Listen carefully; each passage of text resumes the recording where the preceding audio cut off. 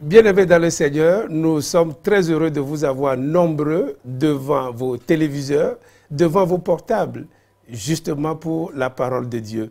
Eh bien, j'espère que ça nous fera tous du bien.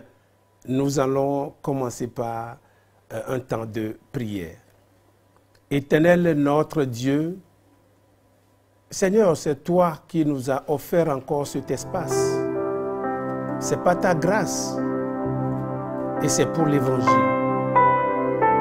Nous avons choisi d'explorer encore une fois ta parole qui sera encore la force et la santé pour nous. Ce sera le pain que nous allons prendre, le pain de vie. Cette parole sera encore le feu dans nos cœurs. Parce que lorsque Jésus parle, au-dedans de nous, il y a un feu qui brûle.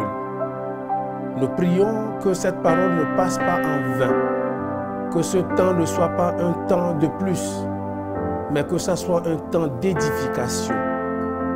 Un temps d'édification dans ta parole, dans nos vies.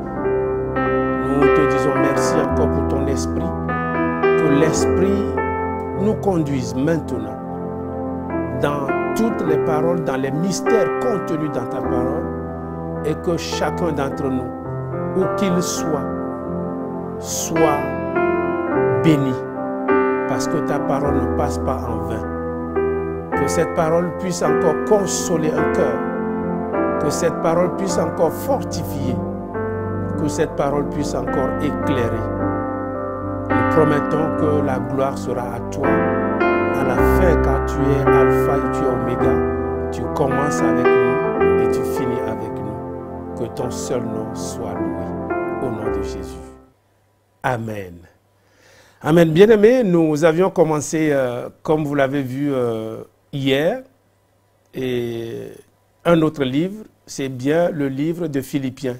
Il s'agit de Paul, dans ces épîtres-là, qui parle à des églises, dans son apostolat. Nous lisons la parole de Dieu. Ça commence par car, une conjonction de coordination, c'est pas grave. C'est un suivi.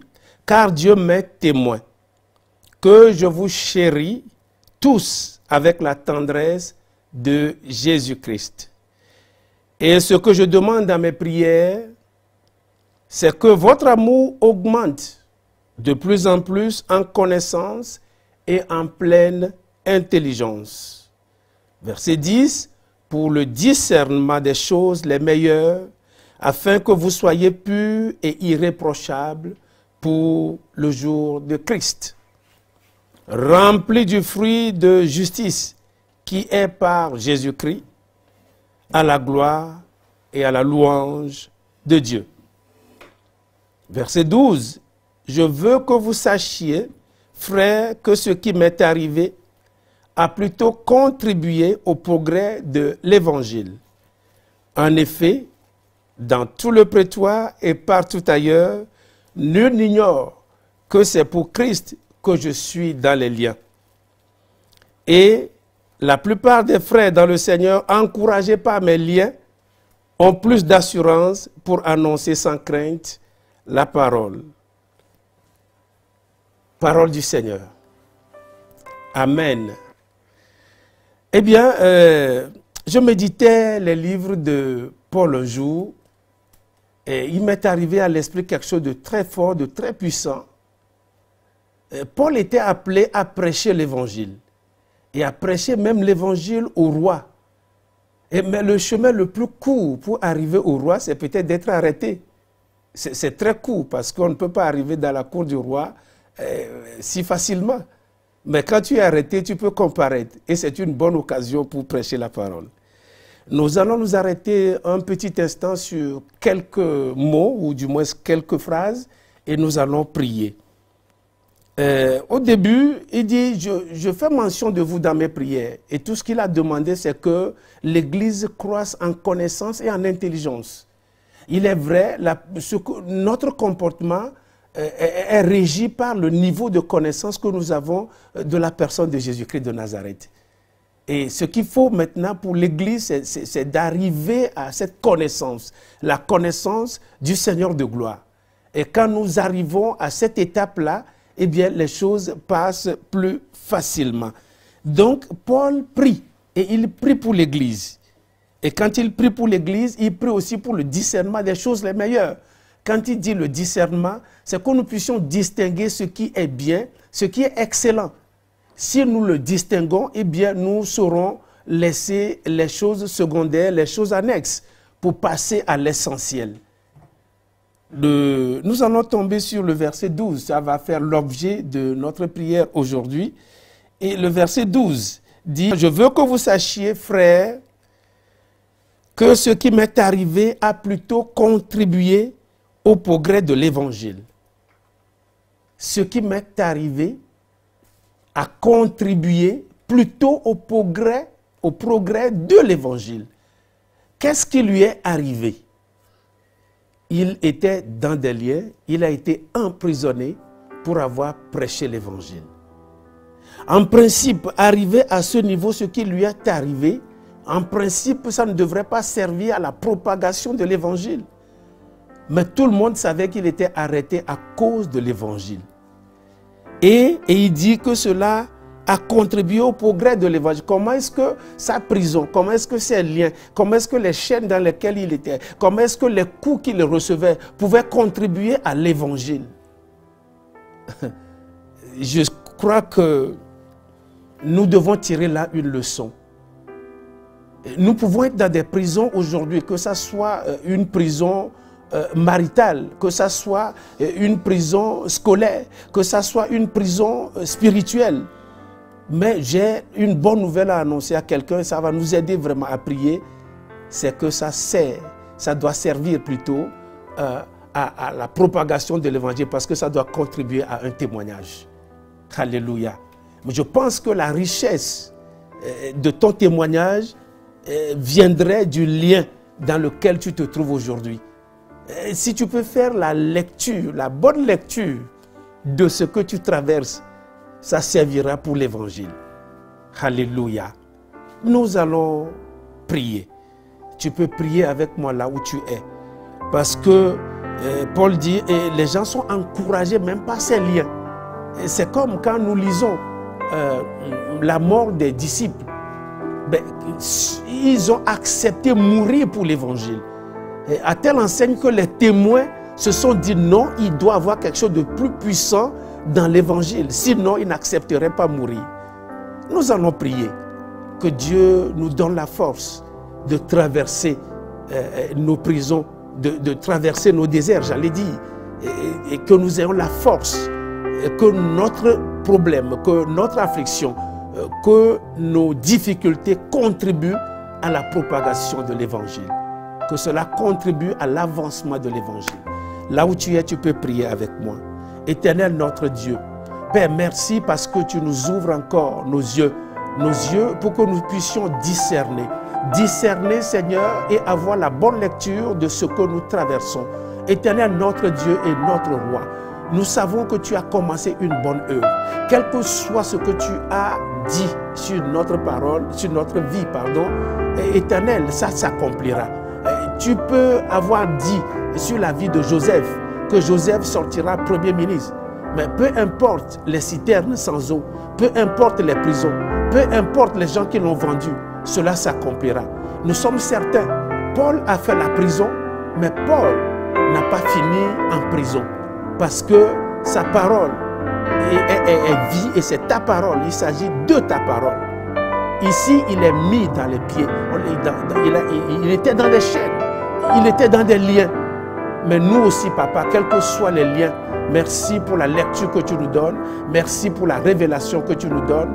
Éternel, c'est toi qui nous donnes la force. Quand tu nous donnes la force et nous avons la meilleure lecture, Père éternel, ce que tu as dit sur notre vie, ça s'accomplira. Nous refusons de regarder la réalité autour de nous, mais nous voudrons avoir la lecture qui est devant. Jésus-Christ était sur la croix mais ils ne voyaient pas la douleur de la croix, mais ils voyaient ce que ça représentait la résurrection. Ils voyaient ce que ça représentait le salut dans une vie. Père, je prie que là où il y a une femme qui a même envie d'abandonner parce que chaque fois, elle reçoit un nouveau nom. Je prie maintenant que l'étiquette soit décollée maintenant au nom de Jésus-Christ de Nazareth, parce que nous voyons après la prison, ce qui se trouve après la prison éternelle, c'est pour la propagation de l'évangile. Seigneur, nous proclamons maintenant que chaque tribulation, parce que la Bible déclare que nous entrerons dans le royaume avec tribulation. Père, que nous puissions vivre avec joie la tribulation éternelle, parce que les disciples d'avant, ils étaient contents d'avoir été même battus à cause du nom de Jésus-Christ de Nazareth. Et nous, est-ce que nous avons le même discernement? Et si nous avons le même discernement, nous n'allons pas dire, Seigneur, pourquoi tu nous as abandonnés? Il a abandonné Jésus-Christ à la croix pour que toi tu sois sauvé, pour que toi tu aies la vie en abondance. Jésus a déjà payé et nous prions ce jour que là où quelqu'un se sent abandonné, Père, je prie, parce que le Seigneur Jésus a déjà payé le prix, que la personne se relève et continue la marche. Frères et sœurs, là où tu n'es pas au bout du rouleau. Aie la lecture et regarde ce que Dieu a placé devant. Ça te donnera la force. Notre Seigneur Jésus-Christ de Nazareth, il n'a pas payé pour rien. Il a payé pour que nous soyons sauvés. Mais tout ce qu'il nous demande, c'est d'être encouragés. Paul dit, des gens sont encouragés par des liens éternels. Quels que soient les liens dans lesquels nous nous trouvons, nous devrons être encouragés. Parce que nous savons que celui qui nous a appelés, il va accomplir ce pourquoi il nous a appelés. Il n'est pas un homme pour mentir, ni le Fils de l'homme pour se repentir. Ce qu'il a dit s'accomplira. Quels que soient les pièges de l'ennemi, notre Dieu est fidèle, il nous sortira. Nous prions, Seigneur, encore que celui qui a le cœur meurtri et qui semble être abandonné totalement, que ce cœur meurtri serve à un témoignage, à la richesse d'un témoignage pour la gloire de son nom. Éternel, notre Dieu, notre Roi, merci encore pour ce temps. Merci pour ta parole. Elle n'est pas passée dans des oreilles sourdes, mais elle est semée comme une graine dans un cœur. Et je prie qu'à la fin, Seigneur, que cette graine germe et que quelqu'un dise, j'étais dans l'affliction, j'étais aveugle, j'étais mort, mais maintenant je vois, maintenant je vis. Le même Dieu qui l'a fait pour moi le fera pour toi, parce qu'il t'a accompagné dans ton affliction. Il ne nous abandonne pas dans la détresse. Nous en sommes convaincus. Cette parole est encore efficace aujourd'hui.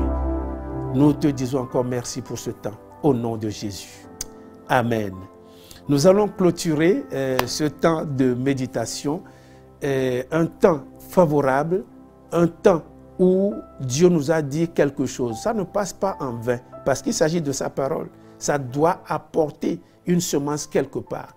Seigneur, je prie que la semence que tu as déposée dans la vie de quelqu'un pour avoir la force et le courage de triompher de son lien, de son affliction, de ses chaînes, de sa prison éternelle, je prie que la force vienne, que la force éternelle qui vient de ta parole puisse encore nous conduire dans nos témoignages au nom de Jésus-Christ de Nazareth. Amen. Amen. Bien-aimés, vous avez suivi cette méditation avec nous. Nous continuons de regarder même les mots. Chaque mot a une certaine force parce qu'il s'agit de la parole encore, la parole de Dieu. Eh bien, nous sommes arrivés à la fin et nous vous disons encore merci. Mais n'oubliez pas, sur YouTube, sur Facebook, sur Instagram, sur YouTube, sur les réseaux sociaux, eh bien, nous sommes là. Mais n'oubliez pas, www.maranatatv.fr et nous sommes aussi là. Notre radio tourne en boucle. Vous nous écouterez et il y a des séances de prière. Eh bien, nous vous disons encore merci et nous vous retrouvons la prochaine fois. Soyez bénis, sans oublier la chaîne 142 de Orao Télécom. Soyez bénis. Amen.